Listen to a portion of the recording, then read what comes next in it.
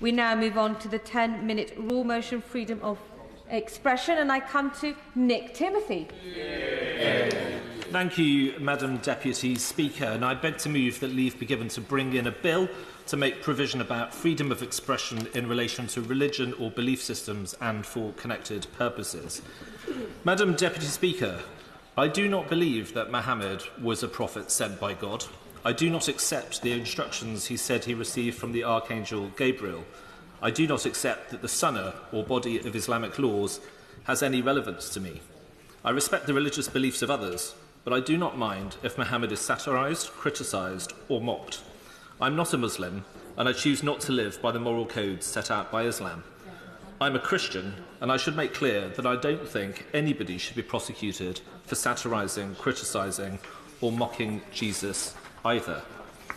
England and Wales abolished blasphemy laws in 2008, and Scotland abolished them in 2021. But even then, those laws had not been used for decades. The last blasphemy trial took place in 1977, and the state hasn't brought a public prosecution for blasphemy in more than a century. But now blasphemy laws are back. I've been advised not to refer to two high-profile cases of people being arrested, charged and prosecuted for causing harassment, alarm or distress to Muslims or even nonsensically to Islam itself. So while I will keep my speech to the conceptual, I invite the House to recall that there are real examples of what I raise in the criminal justice system right now. The issue is the way Sections 4 and 5 of the Public Order Act 1986 are being used, far beyond the intent of Parliament, to police what we can and cannot say about Islam. I will come to the details of Sections 4 and 5, but first I want to say something about the intent of the Public Order Act. The long title of the Act makes clear its purpose was to abolish some common law and statutory offences to make way for new offences relating to public order. Nowhere in the second reading debate from 1986 did anybody raise the need to protect religions or followers of religions from offence. The context of the Act was football hooliganism and the riots in Brixton and Broadwater Farm. It's true that Part 3 of the Act created new offences relating to racial hatred, and this was amended to include religious hatred by the Racial and Religious Hatred Act 2006.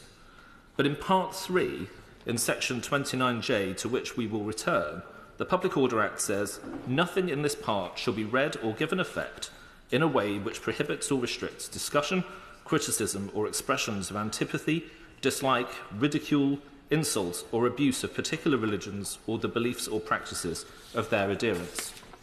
We can therefore be confident that the Public Order Act, even as amended, was never intended to become a blasphemy law. This obvious conclusion is reinforced by the fact that the controversies regarding blasphemy and Islam in this country began 2 years after its introduction, in 1988, with the publication of the Satanic Verses. Since that year, and the protests and fatwa against Sir Salman Rushdie, our public conversation about Islam has been limited through a mixture of self-censorship and more official restrictions, such as the definition of Islamophobia accepted by many public bodies. These restrictions are motivated not by a desire to avoid offence, consider the criticism and mockery made of other religions, but fear of a violent response by those who are offended. Some say public order offences are not the same as a blasphemy law, and that it can be legitimate to prosecute somebody for saying something that might cause wider disorder. Perhaps in some circumstances this may be so, but we should interrogate this line of thinking. First, the Crown Prosecution Service gave the game away by charging one man with causing distress to the religious institution of Islam, which is pretty much the dictionary definition of blasphemy.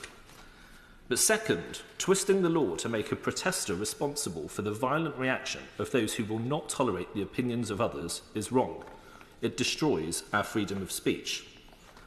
Some argue that while this may be regrettable, it's now an unavoidable consequence of the multicultural society in which we live today. By this logic, the state must police the boundaries between different ethnic and religious groups to avoid disorder. But we should be clear that this means state intrusion and a loss of liberty on some occasions, and mob rule on others. This is the very essence of the two-tier policing row we have seen recently. Rough justice for those belonging to identity groups that play by the rules, and freedom from justice for those belonging to groups willing to take to the streets and threaten violence. This is the logic of using the Public Order Act to prohibit us from saying what we like about a religion. A person may be found guilty because of the violent reaction of those offended by their actions. From Sir Salman Rushdie to the Batley teacher still in hiding with his family, the threat of violence is what lies behind these new blasphemy laws. Perhaps we should not be surprised. There are at least 14 Muslim-majority countries where the penalty for blasphemy or apostasy is death, and we have significant diaspora populations from many of them. With the number of people coming here, with the number of people here who came from these countries growing, and the increasing assertiveness of organised political Islam in Britain, this is a problem that seems likely to only get more severe. But the answer is not to surrender to the mob. It is to hold the line, and that is why today I bring forward this bill. Madam Deputy Speaker, I said earlier that Section 29J of the Public Order Act protects criticism, insult, and even abuse of religions and the beliefs and practices of their adherents. But this only applies to Part 3 of the legislation, because Part 3 introduced offences relating to racial hatred, later amended to include religious hatred. Nobody thought Sections 4 and 5, which in Part 1 of the Act make it an offence to cause harassment, alarm or distress by using threatening, abusive or insulting words or behaviour, would be used to criminalise the expression of opinion about religious belief. This bill therefore extends the scope of 29J to the whole of the Public Order Act, thus preventing the use of Sections 4 and 5 as a de facto blasphemy law, and applies Section 29 also to Section 127 of the Communications Act 2003 and Section 1 of the Malicious Communications Act 1988. In doing so, this bill would restore free speech as it applies to religion in England and Wales. It would stop the police, prosecutors and judges from creating a blasphemy law from legislation that was never passed for that purpose. It would send the strongest powerful message from this place, where political power legitimately and democratically resides, that this country will not tolerate intimidation, violence or censorship, that there will be no special treatment here for Islam, and there will be no surrender to the thugs who want to impose their beliefs and culture on the rest of us. Yeah. The question is that the honourable member have leave to bring in the bill. As many in that opinion say aye. Aye. Of the contrary, no. The ayes have it. The ayes have it. Who will prepare and bring in the bill? Thank you, Madam Deputy Speaker. John Cooper, Luke Evans, Richard Holden, Robert Jenrick, Rupert Lowe, Rebecca Paul, Jack Rankin, Alex Shelbrook, Bradley Thomas, Tom Tugendhat, Gavin Williamson and me. Nick Timothy.